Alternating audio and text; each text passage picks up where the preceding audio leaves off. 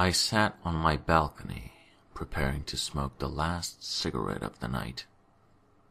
It was late, and my bones themselves were tired. As I snuffed out the cigarette and stood with a stretch, a noise caught my attention.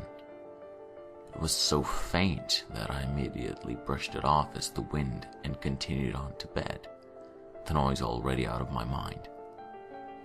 The next morning, I returned to the balcony for more cigarettes and coffee. I watched the world wake up with me, the cars churning through the intersection like ants, the birds making their endless racket, the shadows growing steadily shorter. As I watched and listened, I heard the noise again. For a moment I thought it was the wind, since I could see the palm fronds moving across the road. Squinting and looking down at nothing in particular, I tilted my head to try to hear it better. It wasn't just the wind.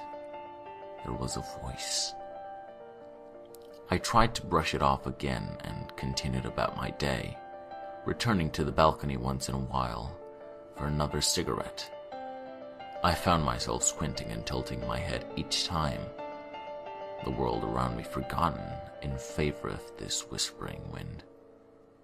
I couldn't understand what it was saying. It was like a voice on the television in a room down the hall, stifled by 3 or 4 walls between us. No matter how much the noise around me died down, it was still way too quiet. I had another cup of coffee along with my lunch, another cigarette to smoke, and that damned wind to keep my company as I sat on this damned balcony. It felt strange. It felt almost as though I weren't myself, as if I were an actor in the screenplay of my life. I instinctively knew my lines and every move I had to make. I began to fear that voice in the wind. Dinner. I still sat on the balcony as I ate. I didn't want to eat. I just knew I should.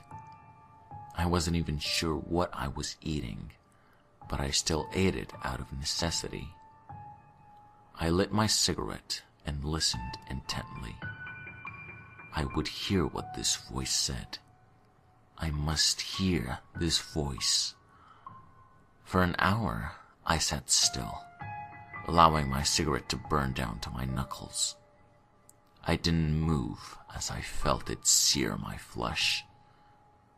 I would hear this voice. I would hear this voice, and it would tell me its secrets. I nodded off. I wasn't aware of how long I had slept, but the sky was dark and the street's lights were lit. As I awoke, I had an idea. I would pretend to continue sleeping. I would lull it into the open. The crick in my neck bothered me only slightly as I waited for the wind to tell me what I so desperately wanted to know. From the corner of my eye, I saw the moon rising high in the sky when I finally heard the voice again. It was clear. No longer 3 or 4 rooms away. It was just on the other side of the wall. I could hear it. I could hear the words.